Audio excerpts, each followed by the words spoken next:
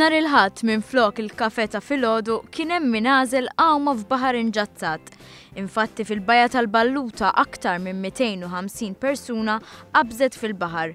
L-attività ttellet għas-16-il darba b'risq l-istrina. L-appoġġ tan-nies għal din l-attività der mill-bidu. F'temp ta' xar minuti 100 persuna minn anzjani sa tfal irreġistraw biex jieħdu sem.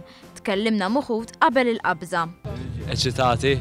Jina mdorrija, sajfu xitwa nom. Ftit nervus. L-ewwel darba u.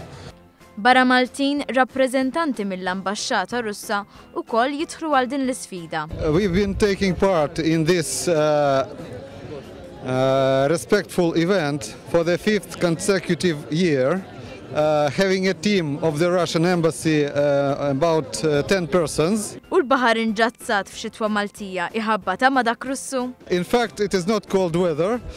For us Russians, it is like normal Russian summer. Il-parteċipanti stennew bħerqa li l-President ta' Malta tiftaħ din l-attività.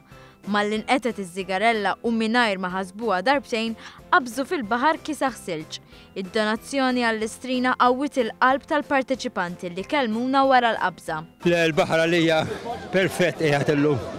Ma il-barta, ħasset inħoss ġismi.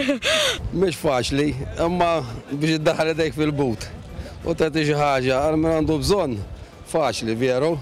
U fuq nota ħelwa għal min kienet jaħsibha dlong sab l-appoġġ tal-President.